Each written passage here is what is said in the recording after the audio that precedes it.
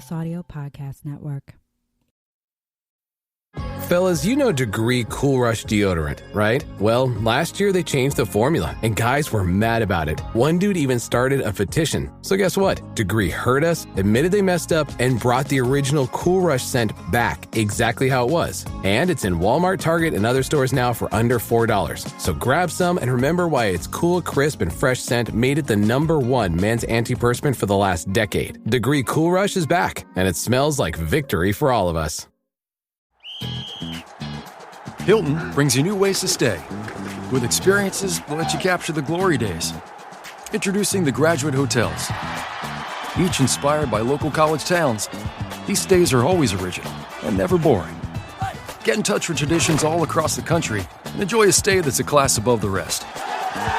Book at Graduate Hotels with Hilton Honors Points at Hilton.com. It's a win-win. Hilton, for the stay.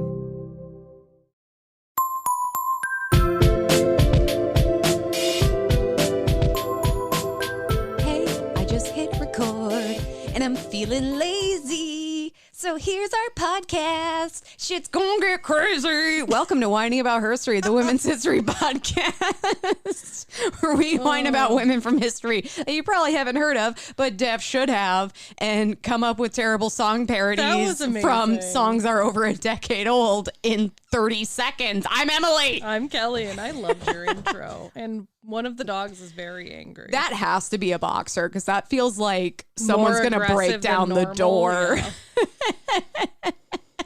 I'm glad you enjoyed it. That was for you. Thoroughly. There was a little head throwback with the laugh there. I'm like, okay, I got her.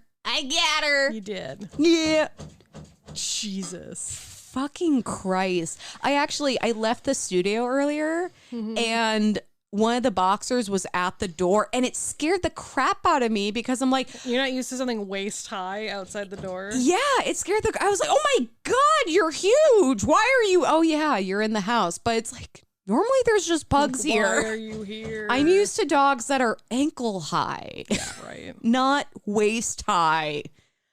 And trying to actually, I mean, I think that dog could definitely break down this door. Oh yeah, like if they actually tried, they would just come like busting in here. I know, I'm like debating if I want to go let them outside. Sorry, it's like, I know it's a dog. It's a very cute dog, but the sound is very scary. It's very intimidating. So Kelley, yes. I know that we are still drinking this beautiful sexily Eva Luna, but I think this time it's Evil Luna. Evil Luna? Yeah, let's just get into it. Let's get into it. I didn't realize this totally fit for your last story of someone who is an astronomical. And this glass in this episode is sponsored by the beautiful, fabulous Sophia. We love you. Sophia. Or wait, how's the song go from West Side Story? Like, Maria. Sound of the song. God. Yeah, something. All my show tune peeps are just really disgusted I should know that with me. because I know show tunes, but Sophia, it sounds like when said softly, it sounds like a prayer. When said it's something like that. Shit. And then everyone dies. Yeah. And it's a bummer. Sounds about right. Which is why I don't know the music, because I don't care for musicals where everyone dies at the end, because I'm like, no, I'm watching this to have fun. I just want to be happy, goddammit. Goddammit, I didn't want to feel. I already feel so much all the time. All the time. Well, if you want us to have all the feels for you, and try to associate with your name with show tunes that we barely know, like Sophia, you can go to our buymeacoffee.com/WAH pod and sponsor a glass of wine in an episode. Or multiple glasses if you are feeling spicy. This is actually Sophia's third glass. Sophia has 2 more. She has given birth to the last 3 episodes. Yeah. She is the mother of these last 3 episodes and the next 2. And we are thankful for her. We are. She's the mother that is very young. Say it loud and it sounds like singing. God damn it! I'm gonna get there. I'm surprised you haven't just like looked it up. Oh my God, why am I not doing that? Kelley, you go first, right? Yeah. Okay, but you go. I'm gonna look at Maria West Side Story lyrics. Hold on. I'm using Yahoo because it's the fucking default on this computer and it's awful and terrible. It's a choice. Okay, Maria, say it loud and there's music playing. Say it soft and it's almost like praying. Maria, I'll never stop saying, Sophia, Sophia, Sophia, Sophia. Thank you for the wine. Yep. Yeah, say it loud. Sophia, say it loud and there's music playing. Say it soft and it's almost like praying. I had the gist. Sophia, Sophia, Sophia. Sophia from 1912, Sicily. I really want to rewatch Not Golden quite. Girls now. Sophia Petrilla always reminds me of my grandma Yeah. because she was tiny, angry, and also from the East Coast. There you go. Well, Kelley, cheers Once again to Sophia. to Sophia and to Showtunes. And to Showtunes. Yes. Nice clink. See, if I could get a parody with Sophia's name in Hamilton, I would be unstoppable. You can network it. Sophia sponsored this glass of wine. We are drinking in honor of you. I'm okay. I'll get there. Yeah. I'll you'll get there. You have 2 more glasses. All right. Who the fuck are you whining about, Kelley? I am whining about Masako Katsura, the first lady of billiards. Is she Japanese? Yes. You absolute. Yes. You absolute whore. Why? I am also whining about a Japanese lady. Why does this makes it look like we're not even trying? Like See, I think it makes it look like we are trying when we're not. but it's like no. This is a Japanese lady episode. It's like Apparently. no, like okay. Well, our ovaries are glowing. So she was nicknamed Katsy, but I'm gonna call her Masako. Katsy. I know, isn't that cute? I love that's a great cat name. Katsy! Katsy! Stop shitting on the carpet! It's white carpet! Stop scooting your butt on the carpet! God damn it, Katsy. She was born on March 7, 1913. Good Pisces. Good Pisces. In Tokyo. Just in Tokyo. So her father died when she was 12, and there's not a lot known about her like really young life in Japan. And even like some of what I did find is contested. We know that she was immersed in the world of billiards or pool from a really young age. And various articles listed like different family members who owned a pool hall. So I'm just going to say her family owned a pool hall. Someone in her family owned a pool hall. It could have been her mom or her brother-in-law or someone. Early 1900s Japanese pool hall. I want to see it. Well, and they were called billiards halls, and there was a picture in one of the articles I read that wasn't like of her, but it was just of like one in general, and they were playing Go, but it was still called a billiards hall. Okay, yeah. But we are talking actual like pool in this. I had a Or friend. different types of billiards. I had a friend in middle school and like, growing up, I was a swimmer and she's like, oh yeah, I play pool. I'm like, oh, cool. Like, what's your stroke? And she's like, what the fuck are you talking about? Because I didn't understand that children could play pool. I learned an immense amount about billiards writing this and how, like all the different types of billiards there are. So yeah, that's a thing. All right. But yeah, so someone in her family owned a pool hall, and by age 13, she was spending a lot of time there, and by 14, she was working as a billiard attendant, so like helping rack the balls and stuff like that. We do know her brother-in-law was a pool player himself, and he took a notice of how much she watched, like, and that she had really good like observational skills, and she had this natural aptitude and a like competitive spirit, and so began to like teach her the different. It's called Karam billiards, but different billiard games. And she liked it and did so well that the family even bought like a table for their home after recognizing how intense her interest in this game was. And she practiced like diligently and actually began competing against Japanese men and beating them pretty regularly. I love a good supportive family. Right. I will say, while billiards in the U.S. at this time, and actually no, most of the billiards players I know today are female, which is kind of interesting. But at this time, at least, billiards in the U.S. was very, like, almost significantly only men.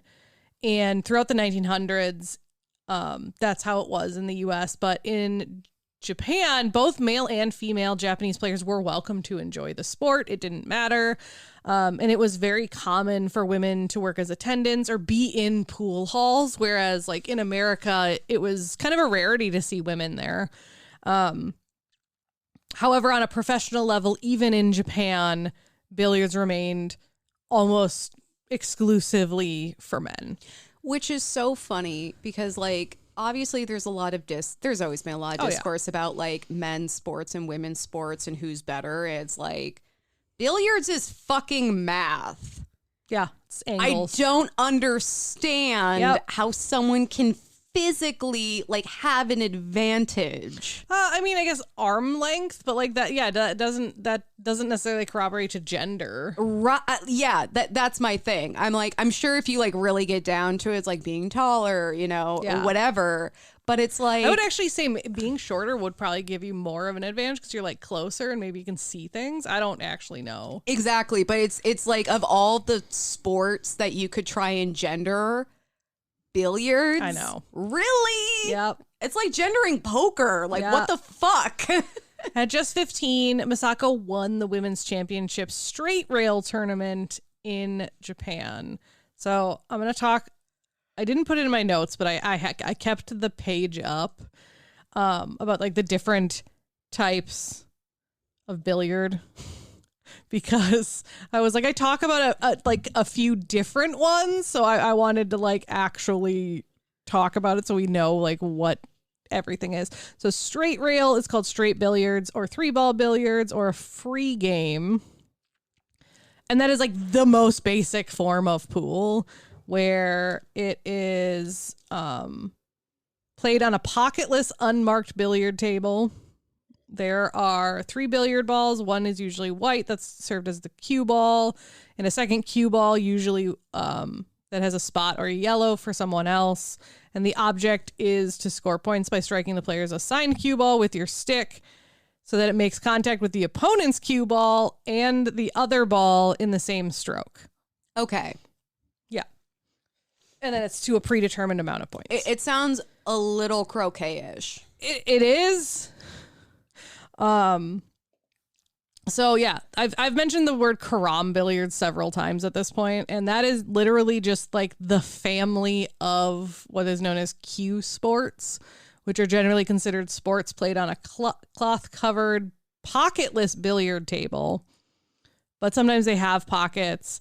So straight rail is one of them. There is 1 cushion, which means you need to bounce off a wall once. There's 3 cushion, which is you need to bounce it off 3 times, and usually there's only 1 ball you're shooting at. Mm-hmm. And then there's like artistic billiards, which is like those trick shots. And then there's bulk line, which is there's 2 cue balls, and yeah, it's a little different. But so technically, I guess carom billiards is a little different because pool usually has pockets. See, billiards does not. So, like, so that's you can't, the big thing. Oh, I thought they were like interchangeable. They're not. Yeah. Wow, I have been sounding like a jackass for my entire life. Yep. So yeah, we're talking in this case billiards, not pool. So that's why it's the first lady of billiards. I actually used it interchangeably in my first sentence, but it is different. I feel like it would almost be harder because you're like, you don't have, like, your goal isn't just to put things in a pocket, which is what pool is. This is like, you have to like hit a ball a specific number of times and Yeah, I think I would do worse at this. Like, I'm okay at pool. I would do worse at this. Like, this sounds like it's more math. So I'm bad at both, but I know the basic rules of pool. Yeah. So yeah. Yeah, would whereas do worse this with is like, oh, billiards. you need to bounce it a certain number of times and da-da-da. Yeah, like, yeah, okay. But so the first one she did was straight rail, which is just like, yeah, direct competition. And then after her win, Masako focused on perfecting both her straight rail and her 3-cushion billiards, which is where you have to bounce it off 3 rails and then hit a ball. Yep. That's why I said, I'm like, this sounds like it's more math. Yeah, it also, like, you talked about the artistic billiards with, like, the trick shots. All of this sounds kind of artistic. Trick shots, yeah. It all feels like a puzzle. Yeah. Where it's like, how do I hit this ball off of 3 sides and then hit this other ball from this angle? Like, it feels like a puzzle temple on Zelda or something. Yep. And that's exactly what it was. So after her win, she learned those, like, she kind of perfected it, and she learned how to complete different angle shots and how to, like, physically maneuver to accommodate for how small she was, because she was a small woman. She said in a later interview, quote, "Then I turned professional and began touring with one of my sisters all over Japan, China, and Formosa." So she did. She went and she showcased her skills competing against male players and, like, on a pro circuit. Because remember, even in Japan, the pros were all male. So she competed against them, often beat them, and her talent was kind of undeniable, and, like, it really did propel her into a national spotlight and eventually onto the international stage. And so during this tour, she met a man named Kinrei Matsuyama, who was one of Japan's, like, top players. He had won their national 3-cushion championship multiple times, but he was also a U.S. national champion as well, and a world competitor prior to World War II. And he was so impressed with Masako that he was like, hey, like, let me be your teacher, and I'll, like, kind of teach you how to play on a professional, like a worldwide professional stage. And so that's exactly what he did. And by 1947, they'd been working together about 10 years, and she was considered, like, one of the billiard stars of Japan, and she was still the country's only female professional player. After World War II ended, she demonstrated her talents in a one-woman exhibit for American soldiers stationed in Japan. So she was, like, their entertainment. Yeah. Well, because the unconditional surrender, Japan was now occupied by the Americans, and yeah. So she was about 5 feet tall, weighed less than 100 pounds. And so we almost had so much in common. Yeah. She went and she, like, did these, like, trick shot and all these different, like, things, and, like, for the troops, and they were captivated by her because she would perform a lot of her, like, near impossible trick shots and all of this stuff. And one person that became very enraptured with her was a U.S. Air Force Master Sergeant Vernon Greenleaf, to the point where he struck up a conversation with her after, and they began a relationship after, like, he watched her perform, and then they would continue their relationship for a while, and then they would eventually get married. It's very, very cute. But this catalyzed a significant shift in her career, partially because of him, but partially because she was so popular in Japan, and she was starting to play for all these American troops, that, you know, word was spreading as these soldiers were transferring home or writing home about this woman. And eventually these rumors reached a person named Welker Cochran, who was a world-renowned billiards champion in the U.S., and whose son was stationed outside of Tokyo. And so, like, he heard about it, and he wrote to his son, and he was like, okay, you need to go see her and, like, tell me, like, is she as good as everyone says? Because, like, these rumors are, you know, larger than life. Like, right. Is she actually that good? And so his son went and watched her and wrote back a 12-page letter about how amazing she was. I know that I've joked about, like, how many pages I can get out of very little information. To be able to write Jesus 12 Christ. pages about someone playing billiards so well, Yeah. that's damn. Right. And so why that was going on in the background, she was showcasing her remarkable skills even further when she scored 10,000 points at a straight rail game in a single exhibition, which is incredibly hard to do. And usually they don't go that far. She set a record, and she actually said after, she's like, I only stopped at 10,000 because I thought that was like a good number to stop at. But it just went to show, done. It just went to show how precise she could control the ball. I don't know how straight rail is play. I kind of explained it, but I don't know how it's scored. But everyone was saying when I was reading the articles, that was super impressive. Mm-hmm. So after Cochran got his son's letter, he actually invited Masako to play in the 3-cushion championship in the U.S. At that time, she had just placed second in Japan's 3-cushion championship, and she was looking to test her skills against new competitors. So when she got Cochran's offer, her and her husband were sure, because he's from the United States. And she's looking to expand, so they would actually end up moving to Northern California. And after arriving, Masako would work with Mr. Cochran to prepare for the championship. And through Cochran's request, the committee agreed to extend the official invitation to her. And she became the first female player to compete for a world billiards title at 38 years old. She was the first female, period, but she was 38 years old at the time. Upon learning that a woman would play in on the world stage, many in the sports community were like, "Oh, this is just a publicity stunt."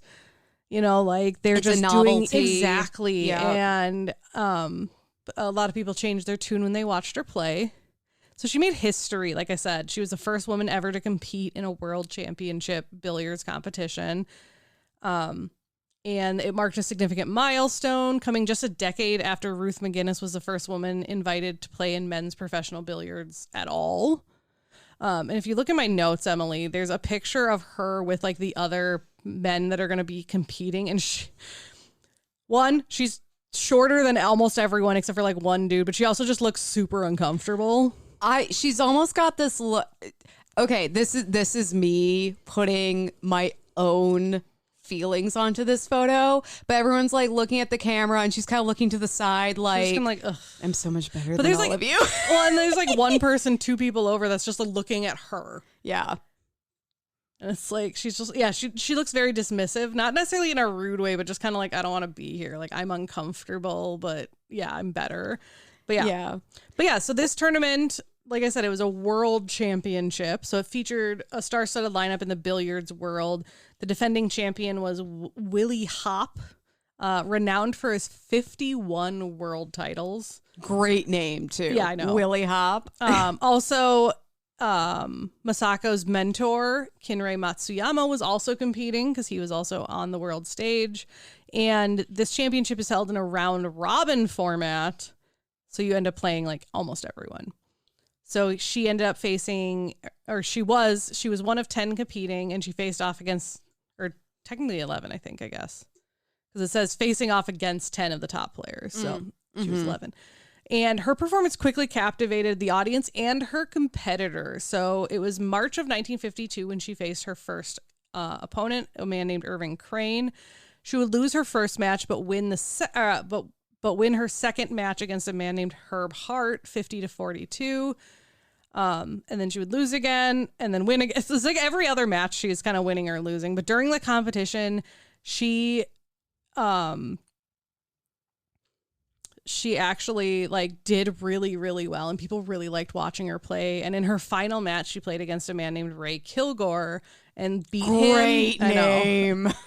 And beat him in what was considered a massive upset. People did not think she would beat him, and it was a really big deal.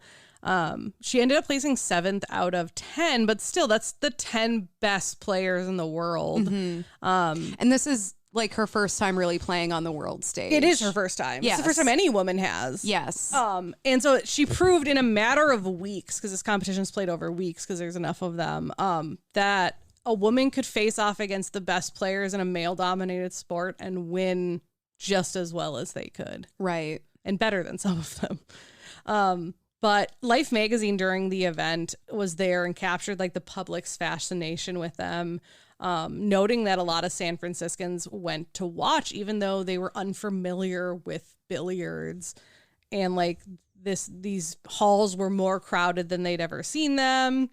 And, you know, yeah, they were drawn by the novelty, but also just like she was really good.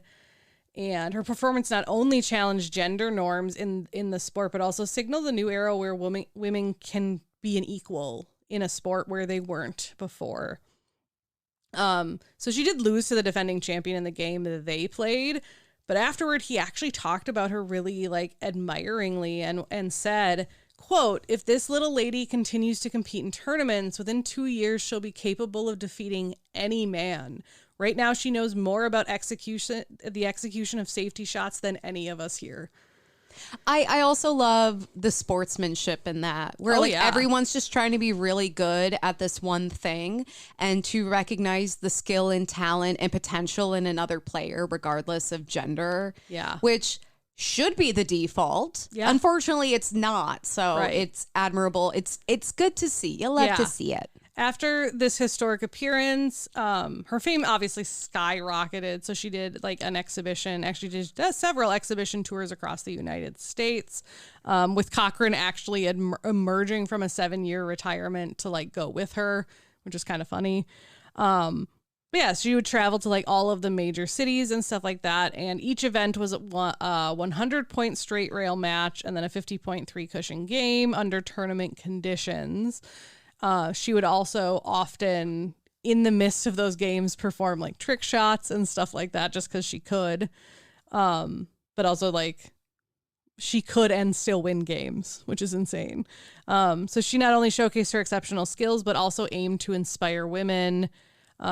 She actually said before the tour started that her hope was that the tour would prove billiards wasn't just a man's game and get more women interested in the sport. Despite some venues experiencing lower attendance, her presence on the tour circuit in general was a really big draw, and did kind of start breaking down some of those gender barriers. She made headlines, obviously. Part of those headlines talked about her breaking that world record of 10,000 straight rail points. And they talked about how it took her 4 hours. And like I said, she only stopped because she was like, 10,000 is a good figure, which is insane. Another one of her trademark tricks was beer bottles. She would place billiard balls atop empty beer bottles and then use the cue ball to hit an object and knock the balls down without knocking the bottles over.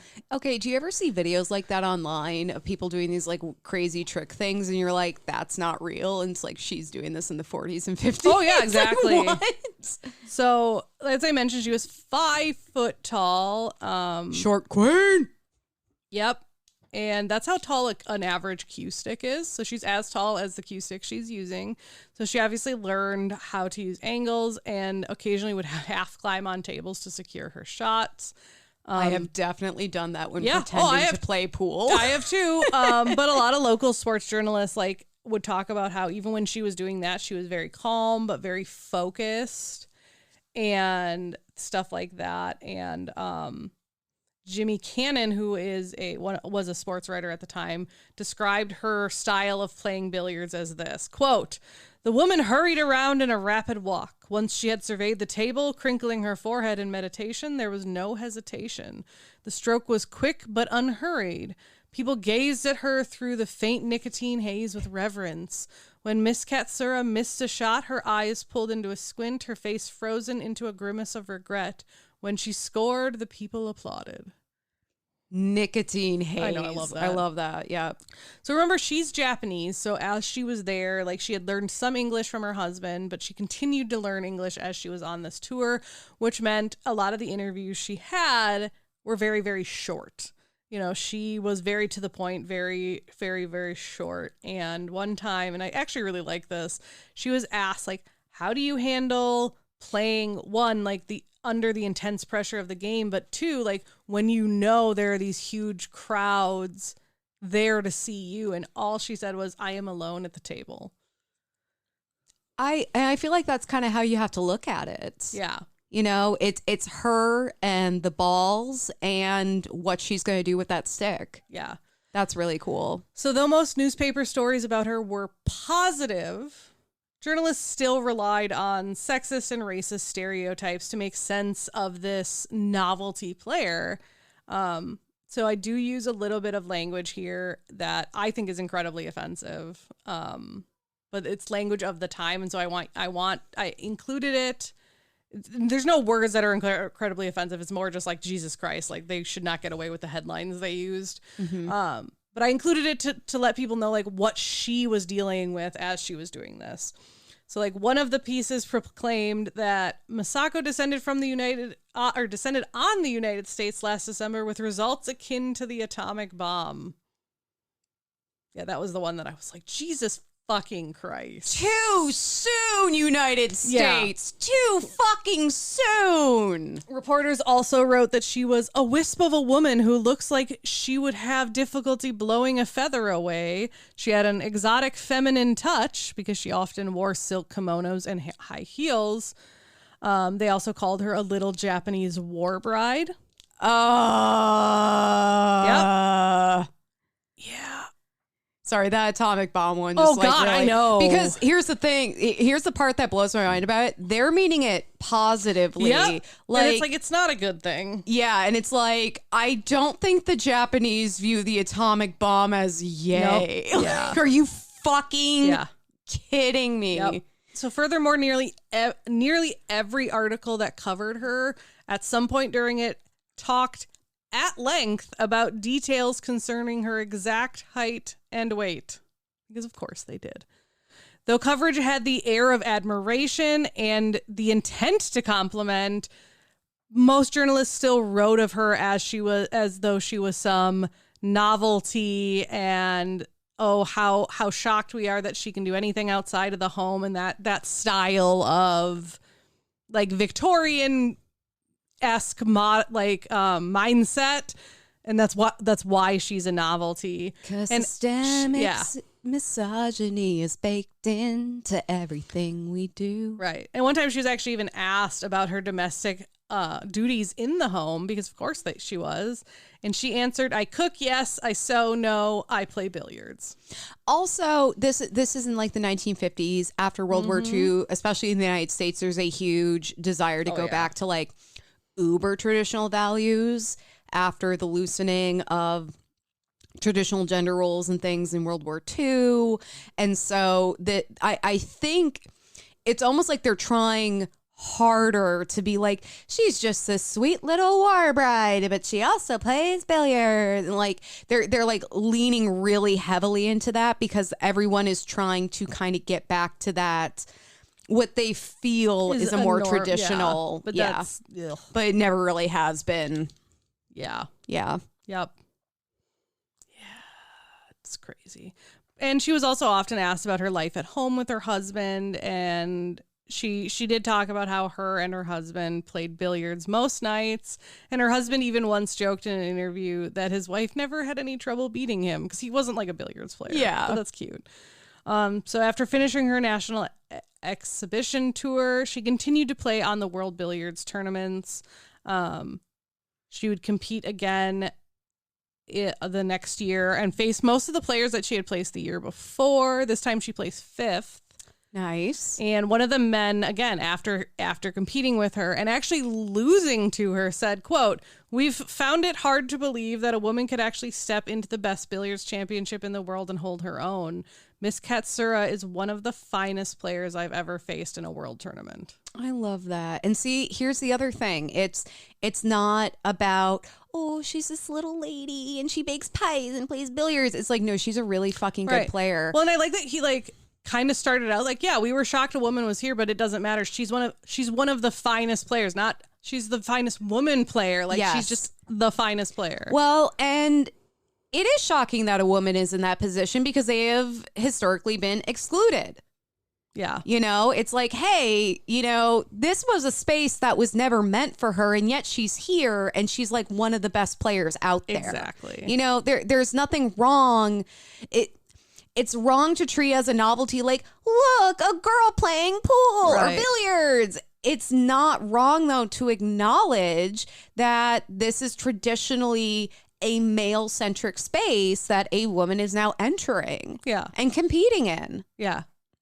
Also, I'm also imagining, like, with the 1950s of it all, I'm like, oh my God, she's a Japanese woman in 1950s America. Like, we've just dropped 2 atomic bombs on Japan.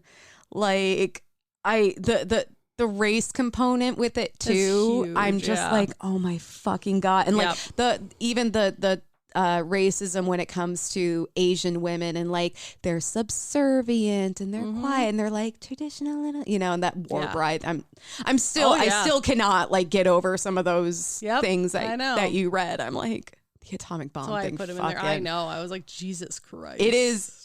It's too soon in 2025. Okay. Like, that's never going to be okay. That was fucked. It's like, it's been 5 minutes, guy. Yeah. After that tournament, she would go on to play a 10 exhibition match against a man named Danny McGordy, who was a former pool hustler and now a famous billiards player. She liked to frustrate him by shooting evenly from left-handed and right-handed, which, like, that's hard because your opponent's trying to predict what you're going to do. Right. And yeah, so she would switch because she could play equally well with both. And remember, he was a pool hustler, so he knew kind of some dirty tricks. And he actually even said after, quote, "I played hard and threw her all of the dirtiest tricks I knew. If you had the slightest idea of easing up because she was only a cute little girl, you were dead. She would murder you. She would take yep. She would take those balls away from you and stick them right up your pooper. She was tough to play because the way the crowd reacted to her. Every time she shot, the whole crowd leaned in, hoping she would score the point. When I shot, they leaned the other way. Her shot angles were terrific. On short angles, she had everybody out looking for work." Honestly, that is the most complimentary thing anyone has said in this. Like, she would fucking murder you. I loved that. There's an episode of Frasier where Daphne, played by Jane Leavies, is in a pool hall and she's like hustling some people because they're like, oh, she's just like a little girl from Manchester, and she's actually really good at pool. I'm imagining something similar where like she's this lady who's like kicking everyone's eye and they're all like, Jesus fucking Christ, she's gonna kill us. Yeah. Well, I do like that he even like acknowledges, like, I'm sure people have thought of like easing up because she's a girl, and like, but if you do, she's just gonna like run you over. She's gonna shove those balls up your ass. I just like that he said right up your pooper. It's just like, oh my God, that's funny. I suppose because it is still the 1950s. Yes. Oh my God, she's gonna shove those balls up your ass and murder you if you let her. So the following year, world tournament, this time it was in Buenos Aires, and she placed 4th, so she's still like moving her way up.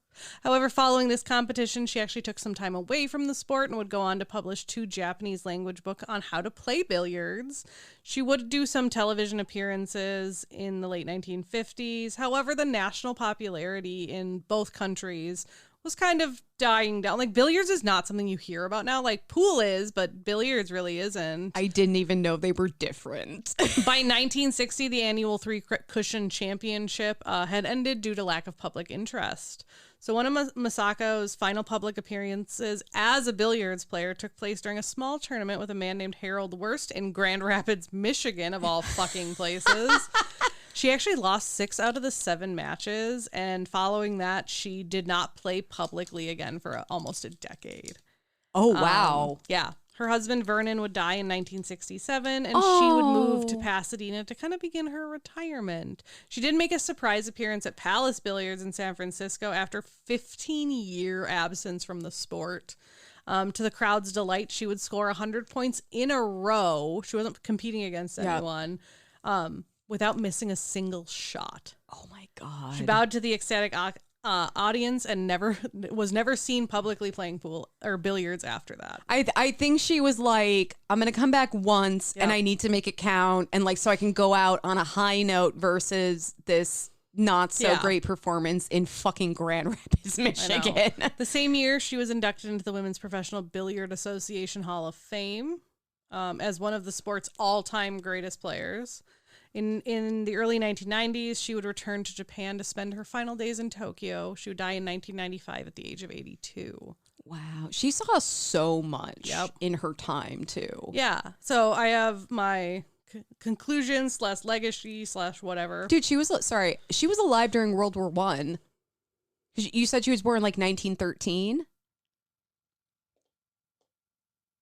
Yeah, 1913. Yeah, so, like, I don't know, her perspective living through World War I and World War II in Japan, like, that is why I'm crazy. I have so many questions. Yeah. So, in the 1950s, her sex, race, and size, especially in America, should have stopped her from becoming a professional billiards player, just given the societal terms. But she didn't care.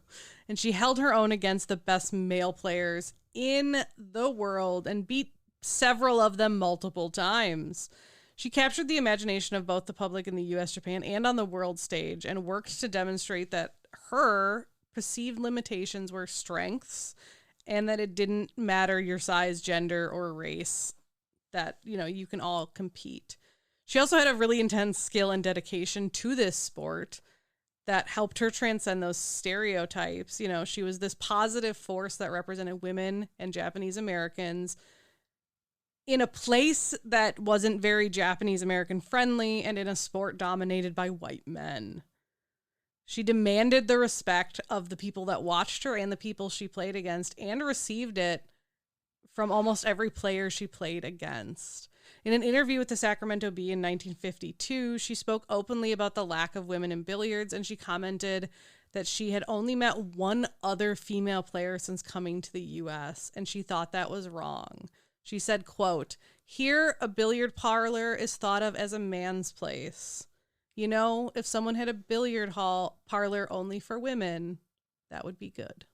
Oh, you know, there's this big movement of having women's sports bars that play women's sports on the TV. Yeah. And it's becoming bigger and bigger. And it's like that desire for women's sports and spaces focused around women's sports has always been there. Yeah. Oh, yeah. So, yeah, she was known as like the first lady of billiards, or that pool hustler that she played that was talking about getting balls shoved up his pooper. Danny McGorty called her the greatest thing that has ever happened in billiards. I love that. So, and she'll murder you. She broke barriers, and she set new standards for athletes and how people view people. So that is Masako Katsura, the first lady of billiards. I'm going to be perfectly honest. I have never given more than 2 seconds worth of brain power to thinking about billiards. And that 2 seconds of brain power, I thought it was pool the whole time. But that is so interesting. And that's what I love about doing this podcast and like covering women that you probably haven't heard of, because we get in such like weird places in history. Oh, yeah. Like, tell me the story of a Japanese woman in post-World War II, like hitting the international stage and playing in the United States, playing billiards in the United States. Yeah. All because she impressed American soldiers first. Yes. Also, this was recommended to me. This was sent to me by sister-in-law of the podcast, Caitlin. So thank you. Caitlin's good people. Caitlin must have also known that I had... She must have. I also had a she Japanese sent me this a woman while slated. ago. Well, I started writing this script a while ago and I kind of forgot about it. And then you were like, whose is this in the drive? I'm like, oh yeah, shit, that's me. funny. I should probably do it. I like that that's the one you're doing Because now. it was a name and a link, and that was it. So And both of us were like, So today I am also whining about a Japanese woman. Shocking. And a Japanese woman who literally would murder you. Today I'm whining about Hangaku Gozen. So a couple weeks ago, we were talking about Nazis. I talked about Nazis before that. We've talked about Nazis a lot. I just- like one or the other of us, like almost every other episode has Nazis in it. I just feel They're like we've fucking had everywhere. some bummer stories, you know. I mean, so we just talked about shoving billiard balls up your poop that hole. was a lot of fun. I did really enjoy that. My butt is clenched, but I'm not mad. Okay. It's in a good way. So I decided to dip into one of my favorite historical genres, which are badass Japanese warriors. So today I'm whining about Hangaku Gozen, or Lady excited. Hangaku. I actually thought I had already covered this woman because Tomoe Gozen, she was a Japanese warrior, but Gozen is a title for like lady. Yeah. So Lady Hangaku Gozen, like that's. Yeah. Yep. So that's what, because Tomoe Gozen, Lady Tomoe, like that's how it was. So Hangaku was born in 1172. Very different era. You're going way back. It's usually me. So she was born in during the late Heian period of Japan, and the Heian period, which means peace, was a period during which Chinese influence was in decline and Japanese culture was maturing independently. Okay. It was a great time for art, poetry, and literature. It was also the height of the Japanese imperial court, and many texts were written by court ladies who did not have Chinese education or influences like their male counterparts did. Okay. It also made me think, I was like, wait, is this the period that one Pokemon game is set in because they're in like the Heian Yep. area or whatever? Yeah. It is? Okay. I think so. I assume. So this was the last part of the classical era in Japan, where the imperial court held most of the power, along with 4 familial clans: Minamoto, Fujiwara, Tachibana, and Taira. At this time, I'm not going to remember any of that. you only need to remember 2, and I will name them. At this time, the Taira clan basically controlled the current emperor, who was a boy named Antoku, who was part of the Taira family. So like he was part of that family, so they like had their influence. And when I say boy, I mean like dude's a preschooler. Yeah. That happened more often than you'd think. Yeah. So because he was too young to properly rule, the Taira clan took charge of him and, you know, his affairs.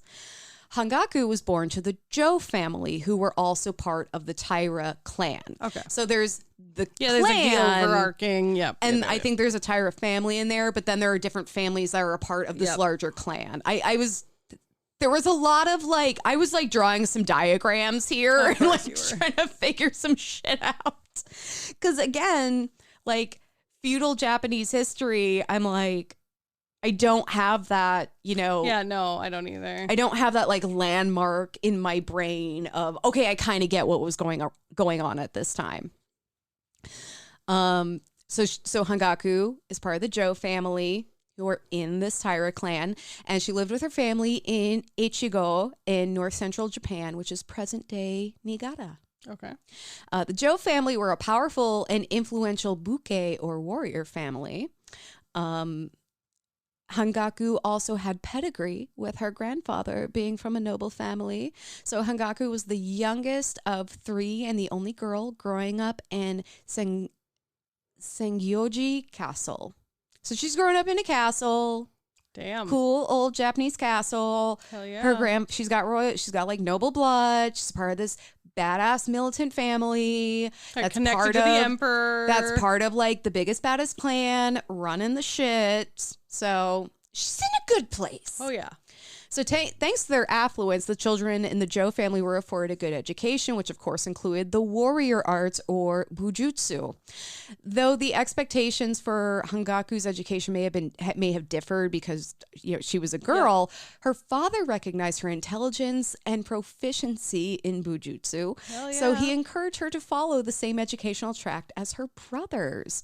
She also grew up with a nephew who was like in this group too, and he's kind of in the story, but like I don't really give a shit about him. Yeah, like he's there.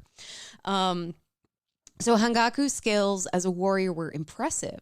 She became proficient with different weapons, including swords and spears, practiced archery, horse riding, and commanding troops. That's so cool. When her brothers and father were away, Hangaku would manage castle affairs in their absence. She became her nephew's guardian, helping him to run Tosaka Castle.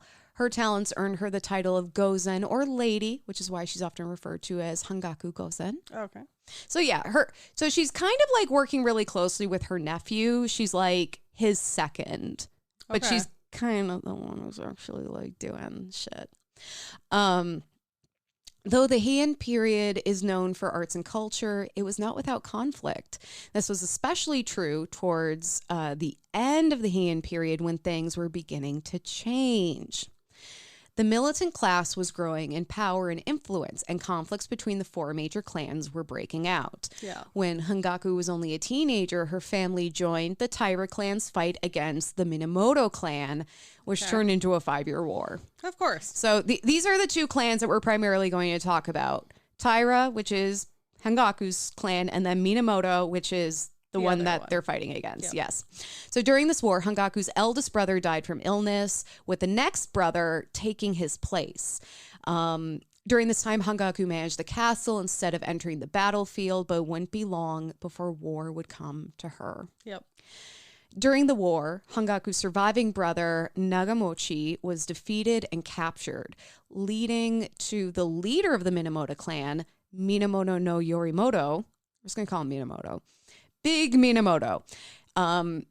He took his position as shogun in 1185. Okay. So basically, he's like, I fucking won. Yep. And I'm king of the hill here. Yeah. So this marked the end of the Heian period and the beginning of the Kamakura period. So this was where the militant classes, and we've talked about before with like the shogun and the samurai, and and if you want to go in my notes, I do have a graphic that outlines it. Okay. I appreciate that. It's one of those things where I'm like, I kind of know it, but I don't think I could like say it definitively. So this is where that militant class system we've talked about before comes in with the shogun or military rulers. They were in charge. And though the emperor is technically on top of the social pyramid, they actually don't have any power, really. They're just kind of like a figurehead. Yeah, it's like the shogun and the daimyo, who are like the wealthy landowners, the samurai under them. There's the peasant and artisan class. And then at the very bottom is actually the merchants, which I thought was interesting because you always think of like merchants, like, no, they make money. But because they don't actually produce anything, they were seen as the lowest. Because they just buy and sell what other people make. Yeah, that's still just interesting. Yeah. Which I'm like, oh yeah, put the power in the creator's hands. So this put the Taira clan and Hangaku's family at a huge disadvantage.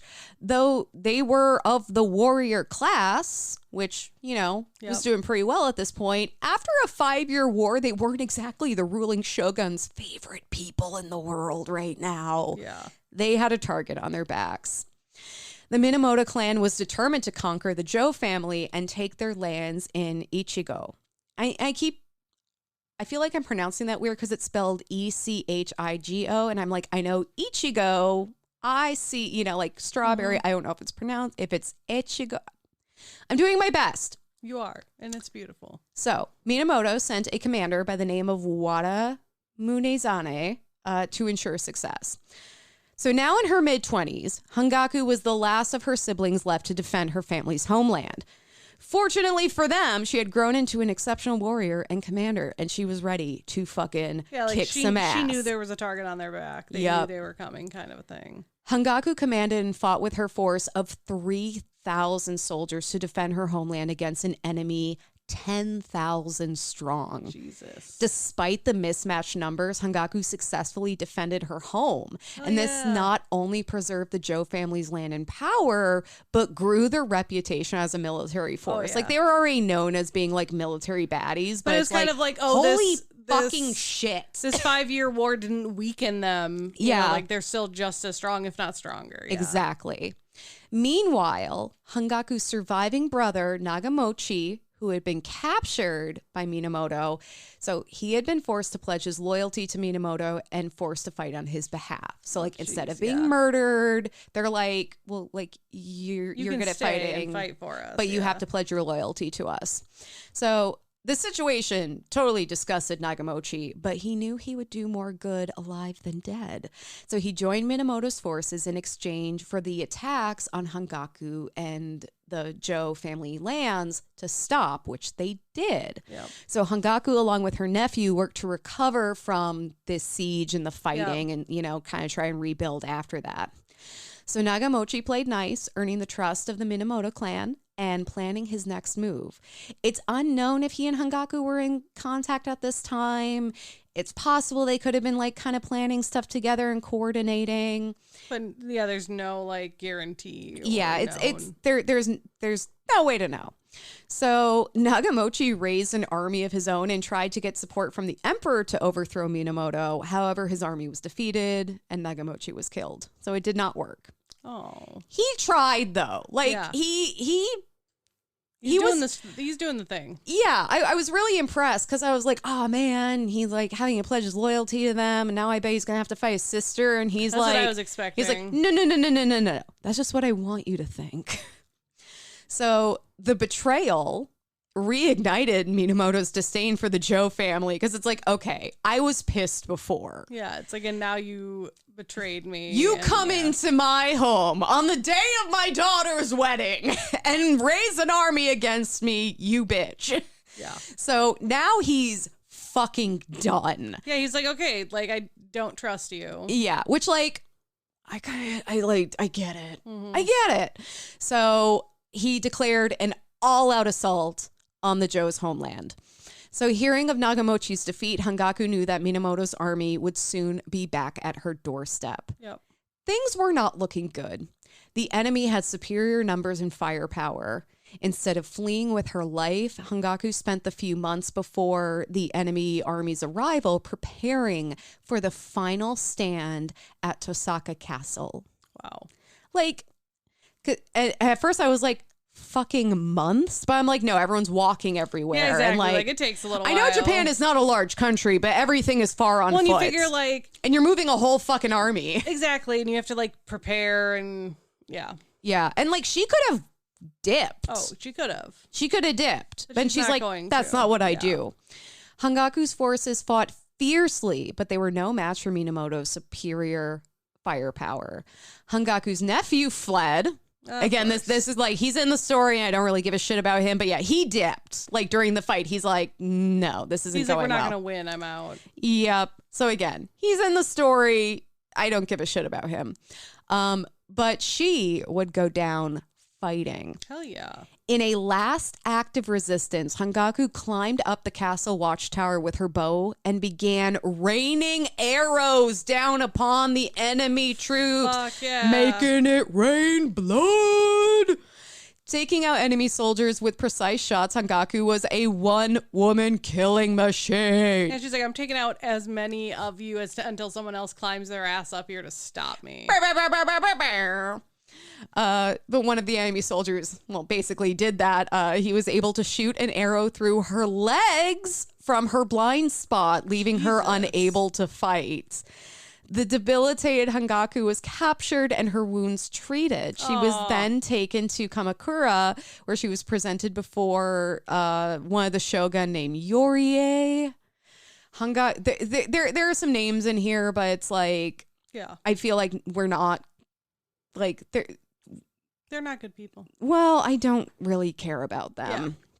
So Hangaku's reputation preceded her, and the shogun was amazed by the brave female warrior, and she further shocked him by standing before him fearless and defiant. Yeah, she was like, fuck you. Instead of being killed, Hangaku was taken as a prisoner bride by one of Minamoto's commanders. That sounds gross. I know. There was a whole thing I read where he was like, he's this commander and he's really impressed by like what a great warrior she is. And he's like, can I have her as mine? Basically, because he's like, our kids are going to be so badass. And it's like, that's gross. creepy. Yeah. It's said that she gave birth to a son and led a peaceful life from then on. However, I think it's important for everyone to remember she never stopped being a prisoner of war. Her marriage was a punishment. Like she didn't choose it. Yeah. Yeah. Like even if she lived a quote unquote happy life, she didn't choose it. Exactly. So and I think this is a tragic end. Like she wasn't murdered, but I think she would have actually preferred to go down fighting. Oh, I definitely. That's what I thought was going to happen. That's also what I thought when I was doing this story. And at like the ending, I was like, oh, God damn it. Although that means it is possible that she's got like great grandbabies running around somewhere. making it rain death and blood on bitches.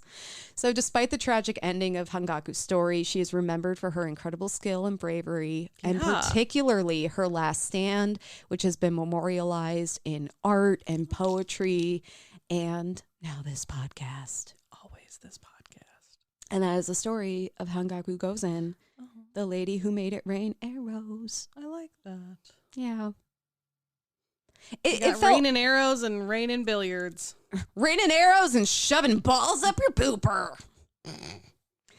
Why does saying like shoving balls up your pooper sound so much more crass than if he had just said like shoving balls up your ass? Because I find an ass in general less offensive than thinking about Poopers. poop.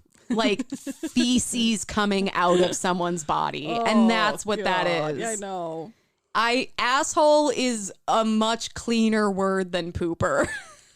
Don't try and tell me otherwise. I will fight you. You will shove things up it. God. I liked your story though. I did too. It was a lot of fun to write. And I'm like, it kind of took me back. I was like, oh man, remember when I covered like the female samurai? Yeah, that was nice. That was good time.